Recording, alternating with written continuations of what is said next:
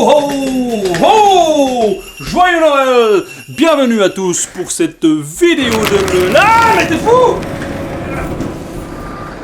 Bonjour à tous, c'est parti pour la vidéo de Noël. On va répondre aux questions. T'as failli m'écraser?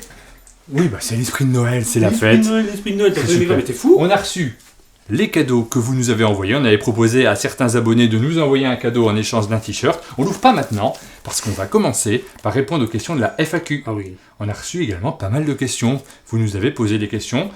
On va y répondre, on Combien? va s'installer, on va poser les chaises. 2, 3, 4, pas plus. D'accord. Et après on ouvre les cadeaux. Allez, on cherche les chaises, on répond aux questions, on ouvre les cadeaux après.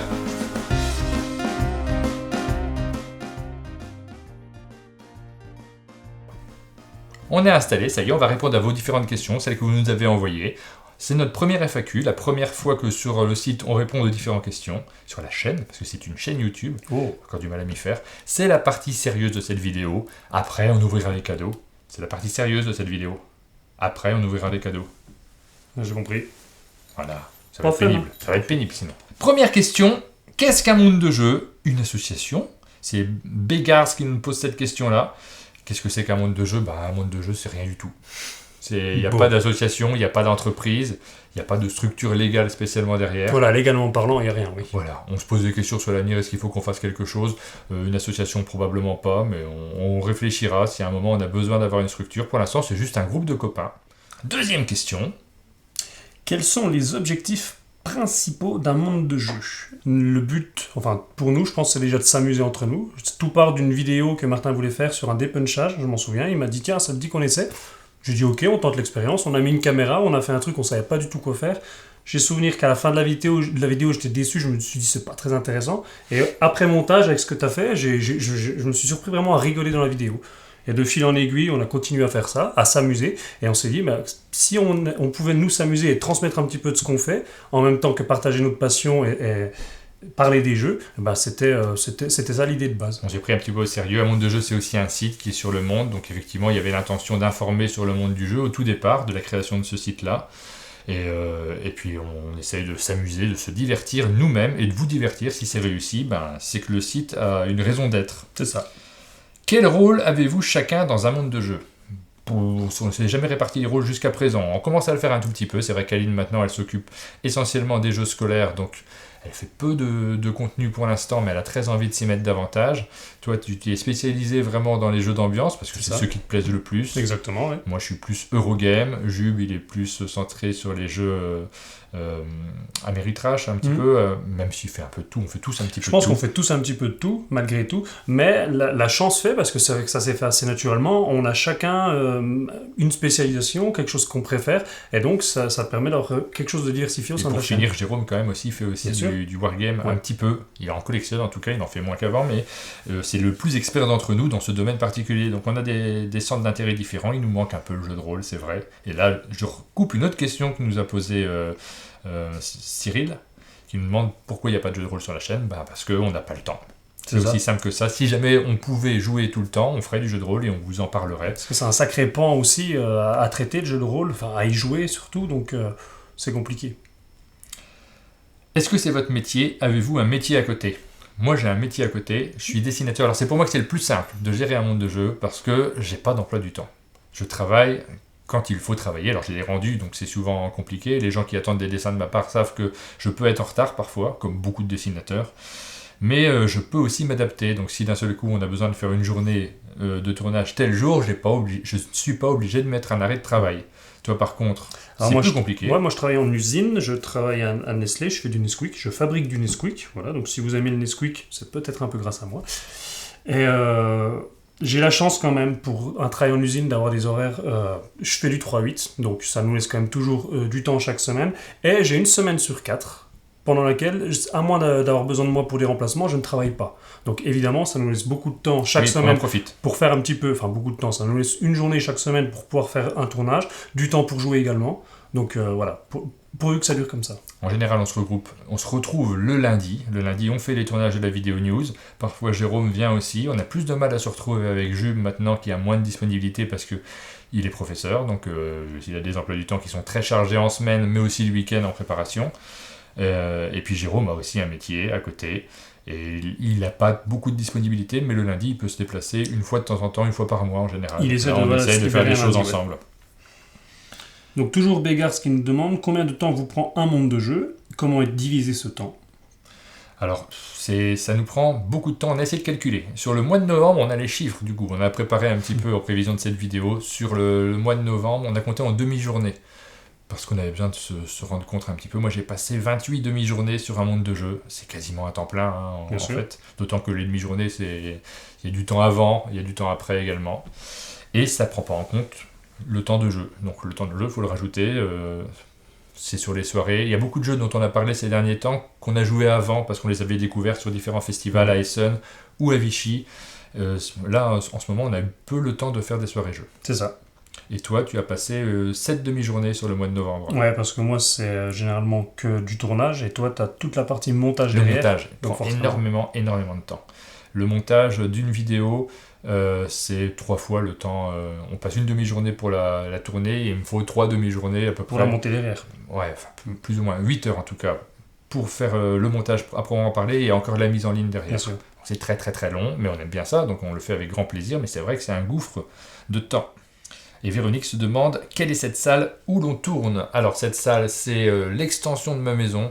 Il y a quelques années, quand j'ai commencé à devenir dessinateur, à travailler chez moi, j'ai eu besoin d'avoir un petit peu plus de place pour me sentir un peu plus à l'aise pour travailler. Donc on a rajouté une pièce, et c'est mon bureau qui est devenu une salle de jeu, donc il y a des jeux partout. C'est juste à côté. Une table billard. Voilà, c'est juste à côté du salon, et on tourne ici, mais du coup c'est le bazar en permanence. Bien sûr. Parce que forcément, les appareils sont posés en permanence devant nous, les lumières, et tout ce qui sert à faire des vidéos, et je m'en sers plus tellement, ni pour faire du billard, ni pour travailler dans le domaine du dessin. C'est vrai que ça fait longtemps qu'on n'a pas joué au billard. Ce qu'on peut faire plutôt que de simplement en parler, c'est qu'on peut filmer un petit peu. Alors c'est le bazar, c'est pas très bien rangé. Voilà. Mon téléphone. Je vais filmer au téléphone, donc Ouais. l'image va être pas stabilisée, ça va être dégueulasse, mais de toute façon c'est dégueulasse. C'est ça. Il n'y a rien qui est rangé. Pas très très Mais vous rangé. allez voir le tour. Je vais m'éloigner de du son, donc Ouais, c'est à donc toi c'est moi qui commente. c'est à toi de commenter. C'est parti. Donc tu peux montrer là le troisième meuble qu'on ne voit pas souvent avec encore quelques jeux, sachant qu'il y a encore quelques jeux là-haut également. C'est pas mal non plus. On a l'appareil photo là-haut qui sert à prendre les prises aériennes, le micro. Donc voilà, le grand billard qui est là, qui est caché sous la table.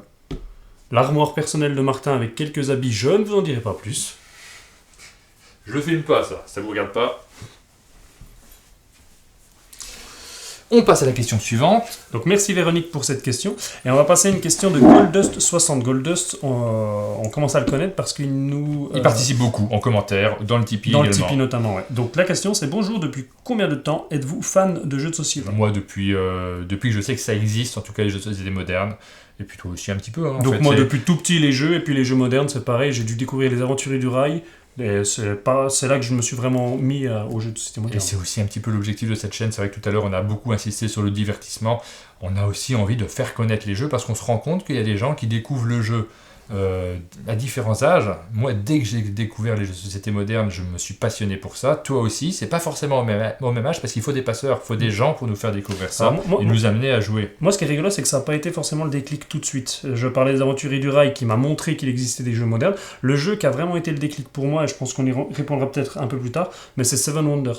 Oui. C'est là que je me suis vraiment rendu compte de ce qu'on était capable de faire avec un bout de carton, avec quelques cartes, et vraiment de nous transporter dans un univers. Je pense que c'est vraiment le jeu coup de cœur. Si je devais le faire un top aujourd'hui, ce serait mon top 1, parce que c'est le jeu qui a été vraiment mon déclic. Question suivante, comment les membres de la chaîne se sont-ils rencontrés? Je pense qu'on s'est tous rencontrés en club de jeu. Ouais, nous c'était en soirée jeu. Je crois que tu es venu ici avant, non? Ah non, nous il y a eu une soirée jeu qui a été organisée à Pontarlier, au magasin de jeux. Et je me rappelle, Magasin Luditoys, coucou à Cyril. et très honnêtement, la première rencontre entre nous, ça n'a pas été tout de suite la franche camaraderie. Parce qu'on a des caractères les deux quand même un petit peu Moi aussi. assez timides et distants, assez, Ah oui, assez ça, froids. bien sûr, oui. Et il a fallu quelques rencontres pour qu'on se retrouve à une table de jeu sur le jeu Crazy Time. Ah, c'était pas la première partie, les Crazy Time? Ah non, Crazy Time c'était pas le premier soir. D'accord. Et Crazy Time, c'était le deuxième ou le troisième soir, je pense qu'on s'était vu.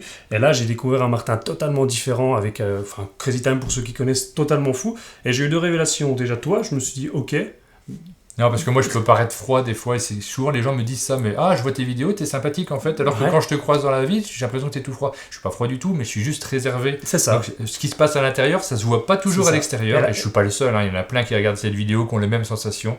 Je suis pas forcément timide, c'est pas la question, mais je le vois moi quand je monte, il se passe plein de trucs, j'ai plein d'émotions, et en fait je les vois pas forcément à l'image parce que ça ressort pas. Bien sûr. Et c'est comme un handicap d'une certaine manière. Et ça, c'est vrai que Crazy Time c'est un jeu que j'adore. Je l'ai découvert quand on a joué à Crazy Time, cette ouverture que tu as eue là, et j'ai aussi compris que le jeu de société c'était un excellent prétexte justement pour se lâcher, pour se libérer. Pour moi qui ai un peu le même problème que toi, finalement, quand on a le jeu derrière, on joue un petit peu les acteurs, on joue un peu la comédie, on s'amuse autour d'une table.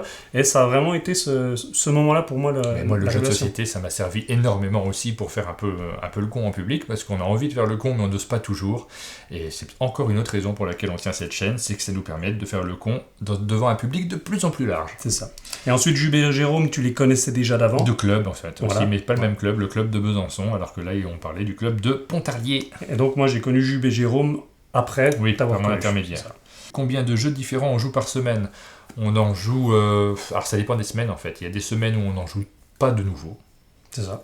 On joue quand même d'anciens jeux parce qu'on a du plaisir à ressortir de vieux jeux, entre guillemets de vieux jeux, parce que c'est vrai qu'on est très centré sur la nouveauté du fait qu'on en parle dans la vidéo news. Par contre, il y a des semaines où on en joue énormément de nouveaux parce qu'on organise des week-ends ou parce qu'on sort en festival, et dans ce cas-là, ça va être 20 jeux dans la journée quasiment. Au moins, oui, c'est ça. Au moins, non. 20 jeux, c'est beaucoup. Hein. Après, en festival, on essaie quand même de se contenter de petits jeux. Parce que c'est vrai que se mettre à une table, lancer un jeu de 2-3 heures, on a l'impression qu'on ne fait pas grand-chose de la journée. Donc, nous, on préfère faire plein de petits jeux, se garder les gros jeux pour un peu plus tard. Donc généralement, ça dépend des parties, mais ça peut, quand on est bien actif, entre le festival et les off le soir où on continue à jouer un petit peu. Moi, je joue beaucoup de jeux différents sur l'année, et moins de parties du même jeu. Mais c'est dû au fait qu'on en parle. Mais je me souviens que l'année dernière, dans les statistiques, on avait atteint 1 millier de jeux joués dans l'année, donc ça fait 3 jeux par jour. Et combien de jeux différents? Je crois 365, pas loin de 1 jeu par jour différent. Donc voilà. C'est une réponse approximative. Cette année, je suis en dessous de ces statistiques-là. On a beaucoup moins joué parce qu'on a beaucoup plus tourné. C'est ça. Ensuite, les jeux que vous présentez, vous les essayez obligatoirement ensemble avant? Alors, on a eu une évolution sur cette question-là. Quand on a lancé le format du carton, moi, j'avais vu une vidéo qui avait été réalisée par Guillaume et Monsieur Fall à l'époque, dans laquelle ils avaient reçu une boîte, ils l'ouvraient, ils découvraient « Oh, il y a ça a l'air bien, etc. » Donc, on avait commencé comme ça il y a 2 ans. Sur la chaîne, quand on a lancé le carton, on avait commencé par présenter des jeux auxquels on n'avait pas joué.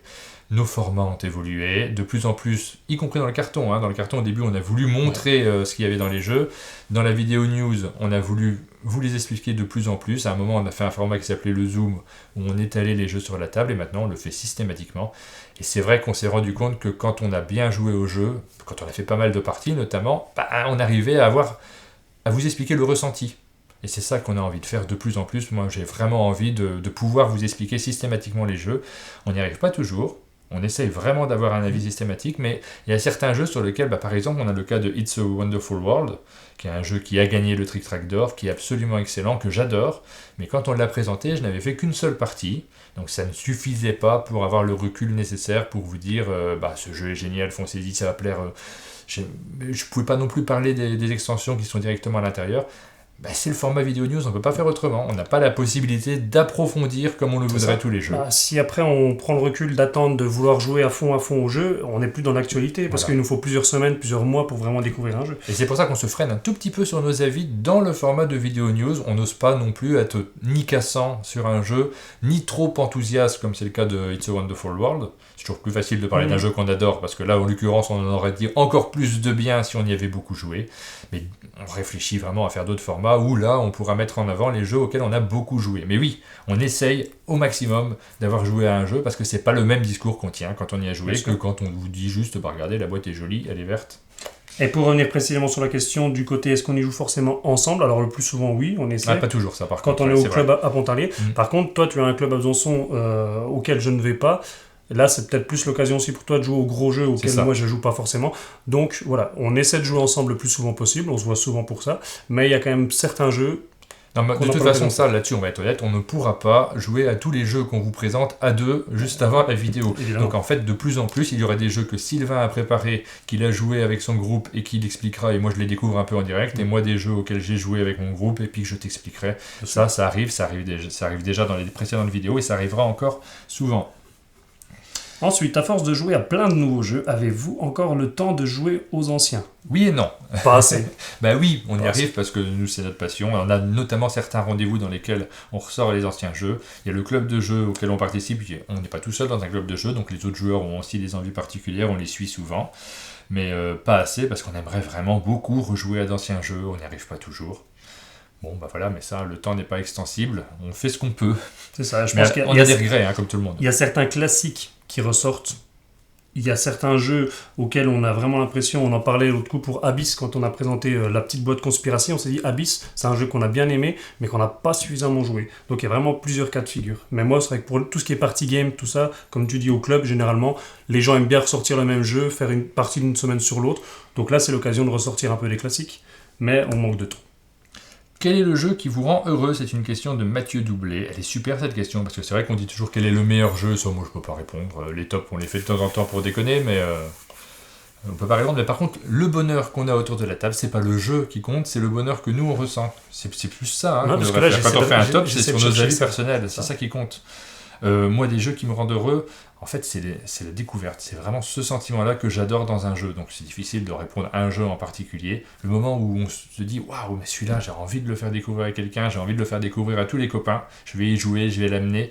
Donc, ça change un petit peu en fonction des périodes. Je suis pas le type de joueur qui a son jeu préféré, c'est celui-là, ça sera toujours celui-là. Je suis le type de joueur qui, tous les 6 mois, change de jeu préféré. Donc là, en ce moment, là, sur la fin du mois de décembre, c'est Hadara et It's a Wonderful World que j'ai le plus envie de jouer. Auquel j'ai le plus envie de jouer. Moi, je bug complètement. Donc là, je vais réfléchir un petit peu. Je te propose de faire une micro-coupure, juste voir si j'ai pu réfléchir à la question ou pas. Quel jeu me rend heureux? Fan de la micro-coupure. Ouais. Alors, t'as choisi ton jeu qui te rend heureux? Non, du coup, j'en ai choisi 2. Ah. Et en fait, ce qui est assez logique, c'est que j'en ai parlé un peu avant. Seven Wonders, pour ce qu'il représente, c'est-à-dire le fait d'avoir vraiment eu le déclic sur le jeu. Donc aujourd'hui, on prend même plaisir à toujours ressortir les Seven Wonders. On y joue. Il y a même des tournois qui sont organisés à Pontarlier et chaque année, c'est un plaisir de le faire. Et le second jeu, évidemment, c'est Crazy Time, pour les raisons que j'ai évoquées tout à l'heure. Donc, c'est les 2 jeux que je me lasse pas de ressortir. Je me lasse pas de les faire découvrir à des nouveaux publics, jouer avec ceux qui le connaissent déjà, donc c'est toujours un plaisir. A contrario, quelle est l'habitude de joueur qui vous sort par les trous de nez? Alors moi, c'est clairement le joueur qui va mettre une mauvaise ambiance à la table. Ça, c'est évident pour moi. Le moment où je me sens mal à l'aise à une table, c'est parce qu'un joueur en face va s'énerver sur un truc. Alors ça peut être plein de choses différentes. Ouais. Ça peut être « Ah bah non, là, tu reviens en arrière, ça m'énerve ». Quand on sent que quelqu'un est un petit peu... Il sort du plaisir de venir en soirée jeu, il se braque, ça lui... Ou alors quelqu'un qui s'énerve parce que, je sais pas, il y a plein de choses qui peuvent rentrer en compte. Il y a soit ça, soit même celui qui est pas forcément motivé par le jeu auquel on va jouer et qui va du coup faire aucun effort. Et sur un petit jeu d'ambiance, ça peut vraiment plomber une partie.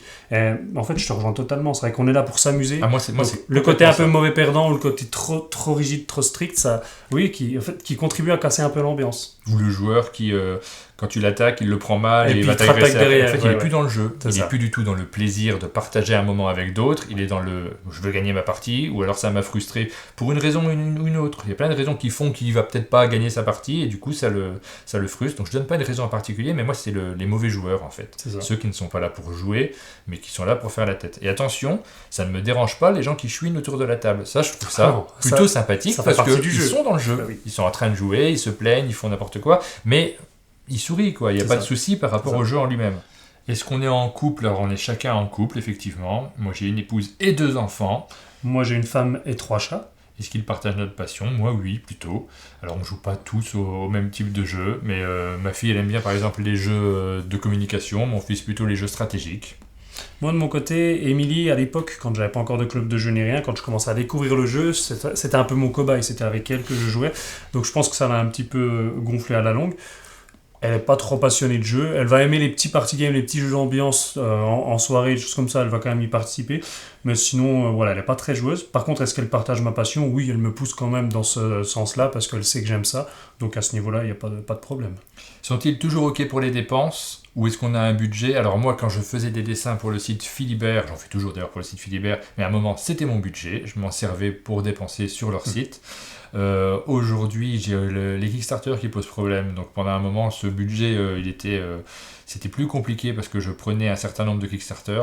Aujourd'hui, j'ai plus trop de budget, donc j'ai réduit énormément mes achats et en jeux de société et en Kickstarter. Là, sur la fin de l'année, j'en ai quasiment pas acheté. Voilà, on adapte, mais en tout cas, c'est pas un budget prioritaire d'acheter des jeux pour une famille. Il y a d'autres budgets qui sont plus importants. Moi de mon côté, je l'avais dit tout à l'heure, j'ai pas forcément une grosse ludothèque, j'achète pas beaucoup de jeux. La chance que j'ai avec un monde de jeux, c'est évidemment de pouvoir en découvrir ici. Merci aux éditeurs qui nous en envoient, c'est également une grande aide pour nous. Et après, moi, je vais un petit peu prioriser les jeux que j'aime, les jeux d'ambiance par exemple. Et donc, c'est ce genre d'achat que je vais faire. Question suivante, toujours de Karine. Qui choisit et comment décidez-vous de ce que vous faites et tournez?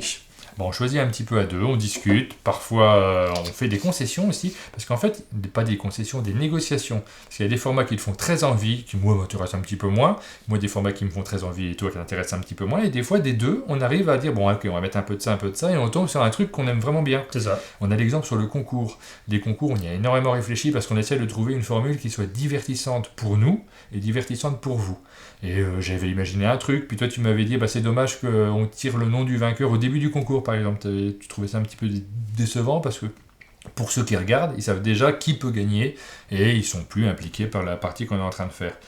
Donc on a réfléchi, c'est là qu'on s'est dit que vous pourriez voter pour l'un ou pour l'autre et que du coup, éventuellement le vainqueur pourra tirer dans sa team, du coup ça sera impliquant jusqu'au bout de la vidéo.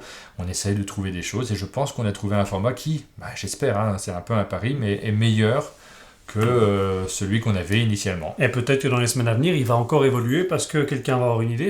C'est le côté très intéressant, c'est qu'il y en a un qui a une idée, une première petite idée, un autre va rattacher quelque chose, parfois ça va complètement être changé, parfois on va... Les concessions, il y en a de temps en temps. Quelqu'un qui n'est pas forcément d'accord, mais on sent que l'autre est très motivé par une idée, donc oui, on l'a fait quand même. Il le faut aussi. Je pense qu'on s'entend bien, donc ça c'est déjà une chance, c'est qu'on arrive à discuter calmement, à avoir des idées, à proposer des choses. Donc, et sur quelques bêtises, là on est en train de se demander est-ce que ça vaudrait pas le coup qu'on ait chacun notre petite chaîne en plus sur laquelle on fait vraiment des bêtises. Je te rendrai visite sur ta chaîne, sur le format que tu imagines. Oui. Tu imagines complètement, puis moi j'imagine un truc, tu viens me rendre visite, un truc dont on s'en fiche complètement, mais pour s'amuser à expérimenter des trucs, en plus d'un monde de jeu. Alors on n'a pas encore décidé de le faire, mais on y réfléchit un petit peu. Ça fait partie des décisions, des réflexions, ouais. Avez-vous un local dédié aux vidéos? Alors on a montré tout à l'heure le local qu'on avait, on en a pas, il n'est pas vraiment dédié parce qu'il est juste à côté de mon bureau, on entend les bruits de la cuisine, et là en ce moment, vous risquez d'entendre les bruits de la cuisine. Et le local, de toute façon, c'est ta maison. Quand on fait le format le canapé, on est dans le salon qui est juste à côté, quand on fait la vidéo news, on est là. On avait fait un format l'an dernier qui était le goûter, où on était juste de l'autre côté. Ouais. Quoi qu'il en soit, c'est ta maison. Et on rêve actuellement d'avoir un local spécifique pour nos vidéos. Alors on a une maison qui est juste à côté, qui est une maison que mes parents louent en Airbnb, et on est en train de réfléchir, est-ce qu'on pourrait pas nous la louer pour faire des vidéos, aménager un studio à l'intérieur. C'est pour ça aussi qu'on réfléchit à nos rêves de financement. Pour l'instant, c'est de l'ordre du rêve. Mais on s'est fixé un moment où on se dit, si on arrive à avoir suffisamment de financement à une période, peut-être on la louera et on organisera les choses. On est quand même sur du rêve accessible. C'est du rêve accessible. De l'ambition, ouais. Enfin, c'est quand même pas déconnant au point de se dire, faut pas rêver. Tu vois ce que je veux dire? Ouais, c'est un peu ambitieux. C'est de l'ambition. On n'a pas les revenus pour l'instant, mais c'est un truc qu'on adorerait faire parce qu'on aménagerait plusieurs espaces et surtout on pourrait les laisser en place. Et chez nous, on pourrait revivre un petit peu plus confortablement. Ça serait pas mal aussi. Ouais. Pourquoi est-ce que je suis chauve sur mes dessins? Alors c'est une raison qui est historique, c'est que quand j'ai commencé à dessiner, le personnage, le premier que j'ai réalisé était chauve. C'est le personnage auquel je m'identifiais et auquel tout le monde pouvait s'identifier, parce que dans ces bandes dessinées, elles sont un peu autobiographiques, mais malgré tout, les gens qui les lisent, c'est pas moi en particulier, c'est un peu tout le monde. C'est un personnage fictif, hein. C'est de l'autofiction, comme on appelle. Mais t'as jamais voulu faire un personnage qui te ressemble, justement, dans certains cas de figure? C'est-à-dire que ma première bande dessinée autobiographique, c'est ce personnage-là que j'ai utilisé pour ces raisons-là. Je voulais pas que ça soit complètement moi, mais c'est quand même moi. Et j'ai gardé le personnage, j'allais pas changer en cours de carrière. Mais non, t'aurais pu faire un dessin où, tiens, il y a une perruque, tu mets la perruque, et puis du coup, c'est l'excuse pour dire, ça y est, maintenant j'ai les cheveux. Enfin, t'as plein d'idées. Par contre, j'y vais. Je pense que en fin de carrière, je ressemblerai à mon personnage. Ah oui, d'accord, oui. Voilà. C'est vrai que c'est absurde, mais c'est resté comme ça. Et par contre, quand je caricature quelqu'un d'autre, j'essaie qu'il ressemble un minimum. Mon personnage ne me ressemble pas, c'est comme ça. Quel jeu possédez-vous auquel vous ne jouez plus, mais vous souhaitez garder coûte que coûte? Il y en a beaucoup, moi. Ouais. Il y en a beaucoup, et en fait, j'ai toujours le secret espoir d'y rejouer. Je me dis pas, celui-là, j'y jouerai plus jamais. Donc, il y a quelques-uns quand même que je garde d'un point de... parce qu'ils ont une histoire et que j'ose pas céder. Dans la précédente vidéo news, j'ai montré les 3 versions de Keylus. Ça me fait bizarre de dire, ce Keylus sur lequel j'ai tellement joué, je vais pas le garder. Donc je les garde. Il n'y a aucune raison. C'est de la pure collectionnite absurde. En sachant que je suis pas un vrai collectionneur. C'est-à-dire que j'hésite pas à prêter mes jeux, et tant pis s'ils sont abîmés. Ouais. Moi, c'est une raison un peu différente. Le jeu, c'est 7ème continent. Ah oui, c'est un jeu je l'ai pas gardé, moi. Qui avait fait beaucoup de bruit. Moi, l'idée du jeu m'intéressait. Et donc, je l'ai acheté sur le Kickstarter, la première version. On y a joué une fois. Et je ne veux pas le revendre parce que je me dis qu'un jour, j'y rejouerai. Je sais pas quand, parce qu'il y a toujours d'autres jeux qui sortent, et ça, c'est un jeu qui bouffe beaucoup de temps. Et même pour aller plus loin, quand le 2e KS est sorti avec une nouvelle version, avec des extensions, des choses comme ça, j'avais pas du tout joué au premier, je me suis dit, je veux quand même prendre les extensions, parce que le jour où j'y jouerai, je serai déçu de pas les avoir. Donc aujourd'hui, j'ai reçu les extensions, elles sont toujours sous cellophane, j'ai toujours pas joué, mais par contre, jamais j'arriverai à me dire, allez, je me décide à le revendre. Parce que un jour, peut-être que j'y joue. Eh ben, moi, je l'ai revendu. J'ai revendu pas mal de jeux cette année. Il y a le mien, au pire. Oui. Alors, Jérémy a une question très intéressante. Quel est le joueur le plus fort d'un monde de jeu ? C'est une question extrêmement facile à répondre. Il précise entre parenthèses, mauvaise foi et fourberie inclus. Bon, il n'y a pas besoin de mauvaise foi ni rien. Enfin, je pense que vous le voyez suffisamment. Si vous nous suivez un petit peu, vous voyez que généralement, je fais semblant de perdre pour le laisser gagner, parce qu'après, il est un petit peu ronchon. Non, mais c'est ni toi ni moi, c'est Jube, le meilleur joueur d'un monde de jeu. Je pense que... j'aime bien cette réponse. C'est Jube que vous voyez assez régulièrement dans les vidéos. Quand on joue avec lui, il gagne dans 90% des cas. C'est vrai. Et donc nous, on vient pour découvrir un jeu et après on va y rejouer ensemble pour avoir une chance de gagner éventuellement. Ouais, puis du coup on essaie d'éviter Jube aussi. Après sur la mauvaise foi et la fourberie, je pense que je suis assez bon en fourberie. C'est un peu ma spécialité, essayer de faire des coups en douce. Mais sinon après nous, ça dépend des types de jeux, je pense. C'est assez équilibré. Pour les autres joueurs, les 3 autres joueurs les plus réguliers, Jérôme, toi et moi, on est assez régulier dans ça dépend. Un jeu de rapidité, je pense que généralement je suis en tête. Les jeux un petit peu plus abstraits, les jeux où il faut réfléchir un peu plus, ce sera toi.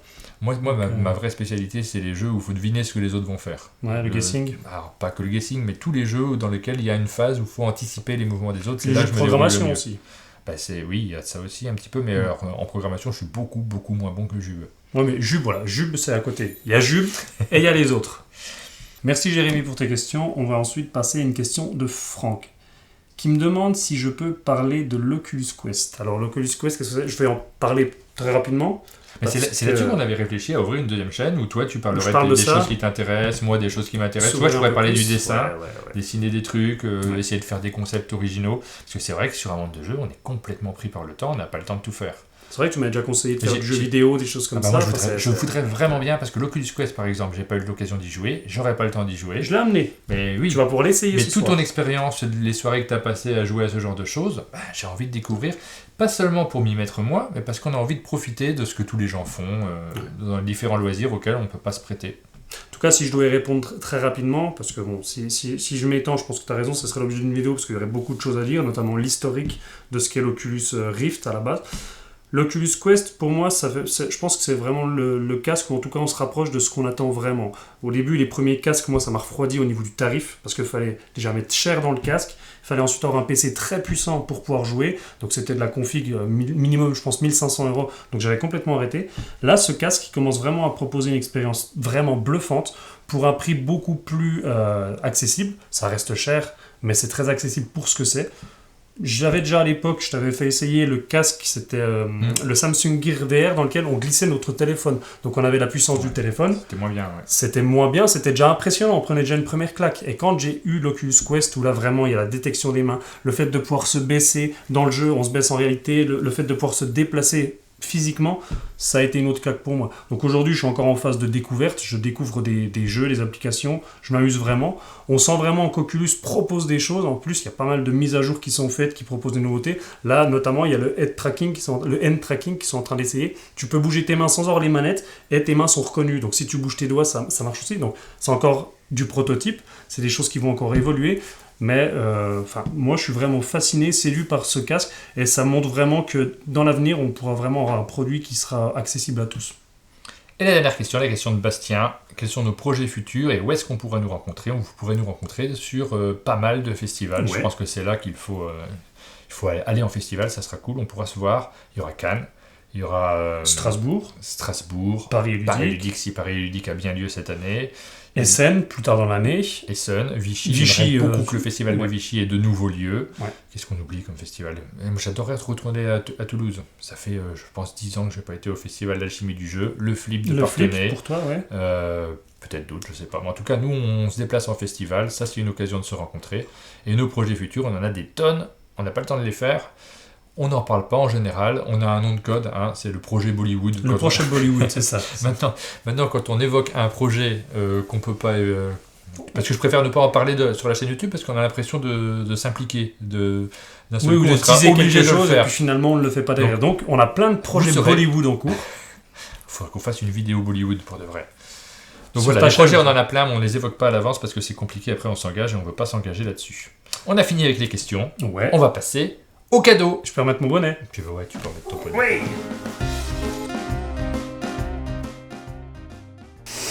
Allez, on ouvre les cadeaux.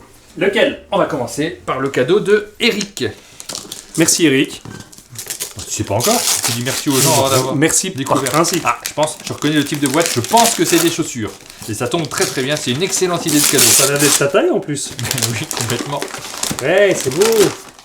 Joyeux Noël. Eh ben, merci à toi. Merci. On passe au suivant. Ah, ça y a une boîte à terre. On va pas faire une blague aussi stupide pour chaque jeu. C'est vrai. Mais au moins on l'a fait, on l'a fait plus. T'es prêt ? Cadeau, c'est pas forcément un jeu. Oui. Allez. T'as une caméra de vue du dessus ? Non. Est-ce que tu l'allumerais pas ? J'allume la vue du dessus. Ah ! C'est bon ? Ah ! C'est bon, t'es revenu ? T'es prêt ? À la 1, à la 2, à la 3. Oh bah il y a plein de trucs. D'accord, il y a plein de trucs dedans. Oh dis donc, il a bien fait les choses. Il y a une lettre, le troc de Noël.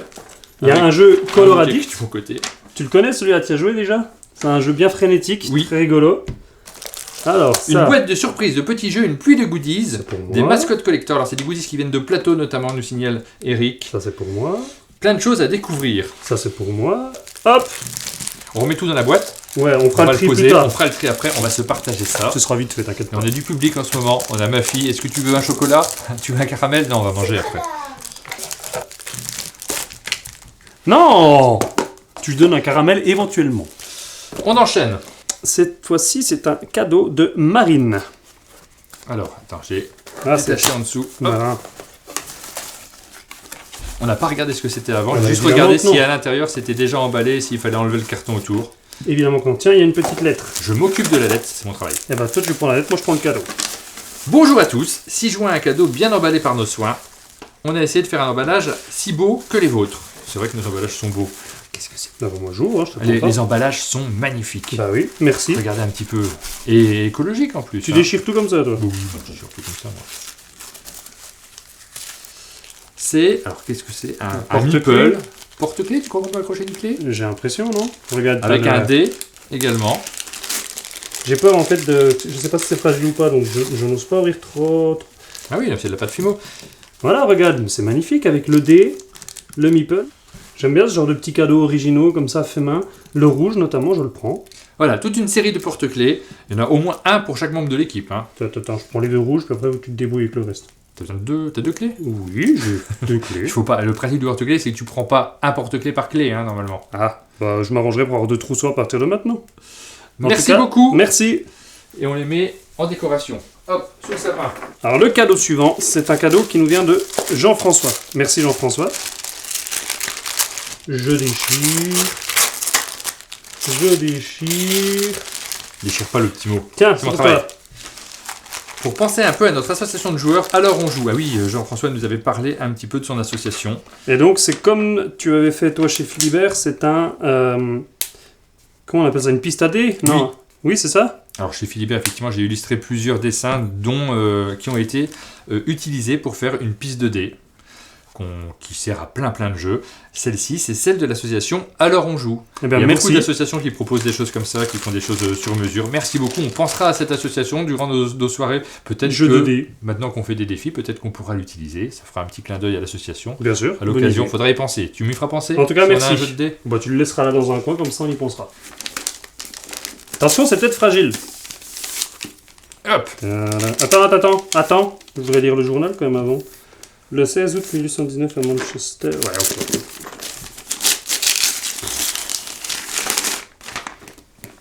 On dirait un livre. Mais... Mon petit doigt me dit que ce n'est pas un livre.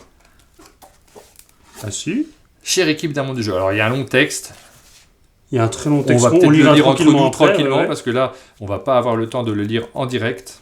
Chapitre 1. À tous mes amis hindous, prince, 2 hommes étaient assis dans un bar. Aimez-vous les Américains? Je lis la suite. Oh! Toi, t'aurais jamais trouvé ça. Toi. Ah oui, je suis bien. C'est Et tellement regarde, bien avec la caché. piste de dés juste avant. Et ben voilà, c'est parfait. On a une série de dés qui ira parfaitement avec notre piste de dés. Et je trouve très original l'idée en fait du livre. Oui, bah, on C'est- peut c'est- cacher des trucs à l'intérieur, ouais. C'est chouette. Bah moi, je vais garder le livre également pour pouvoir cacher des trucs à l'intérieur. Et moi, je garde les dés et la piste. Ça marche. Merci, Merci Corentin. Corentin. Tiens, je te laisse l'ouvrir. C'est le cadeau de Stéphane. Ah, je lis le mot. C'est son travail, hein. Bonjour à toute l'équipe d'un monde de jeu Wow. et surtout Sylvain. Wow. Je- Alors, Alors je vais essayer. Ça c'est c'est la génial. mienne. T'en auras pas. Il y en a une pour moi? Ouais. Ouais. Alors bonjour à toute l'équipe d'un monde de jeu et jeux Noël. J'espère que ces véhicules Wow. au parallélisme imparfait vous plairont. Bonne continuation à vous. C'est un plaisir de vous suivre. Stéphane. Eh bien, merci Stéphane. C'est super bien. Les bricots-joueurs, animation, atelier de fabrication, jeux et jouets. Contact, tarifs et renseignements au 06. Je sais pas si je dois donner le numéro. Non. Demandez les informations, Stéphane vous les donnera en commentaire si vous avez envie d'avoir des informations sur lui. On fera une course de voiture. C'est super chouette. Bah oui, je serais incapable de faire ça. Ah bah oui, moi aussi, en tout cas ça tournerait pas. Ah aussi, oui. Je ferai les roues carrées. Merci à toi. Petite décoration. Ça c'est Carole qui nous a fait 2 cadeaux. Je pense que moi j'ai une boîte de chocolat. Ou une guitare. Le Dévalé nous souhaite un joyeux Noël. C'est une association de jeux de société. On a parlé des associations dans notre FAQ. Voilà de quoi ne pas salir notre tapis jeu. Oh, c'est génial. Regarde C'est un nous petit peu ça, Ben c'est un oui, monde de jeu. c'est des sous-blocs, un monde de jeu. Ah ouais. Mais où est-ce qu'on fait ça? C'est super des sous-blocs. On réfléchit régulièrement à comment faire des goodies pour un monde de jeu. Et c'est vrai Regarde. que faire des sous-blocs personnalisés, ça pourrait être très sympa. On a chacun le nôtre. C'est génial. Martin, Jube, tu auras un sous-bloc un monde de jeu. Jérôme, Sylvain, C'est moi. c'est parfait. Et merci. Merci. Merci Ouais, aura également je savais son pas. sous-boc. Et le deuxième cadeau, c'est super chouette. Et évidemment, qu'est-ce qui va avec les sous-bocs? Une bière, l'audacieuse. Cuvée spéciale Noël. Et voilà, c'est pour ça qu'on ne salira pas notre tapis à monde de jeu en buvant cette succulente bière. J'ai l'impression d'être dans une téléachat. Mais c'est trop bien, tu te rends compte, c'est le premier truc avec mon nom et tout, c'est classe quoi. Je vais l'encadrer, je vais l'afficher moi. Celle-ci vient du Danemark, c'est Hermine qui nous l'envoie. C'est arrivé à temps, elle avait un petit peu peur que ça arrive en retard avec la poste danoise. On a un petit mot. Les patates ça pousse vite, il n'y a qu'à les planter dans des champs. Bonne conquête du Y monde. aurait-il un rapport avec Jeu la Noël pousse des patates 2019, Hermine. Tada.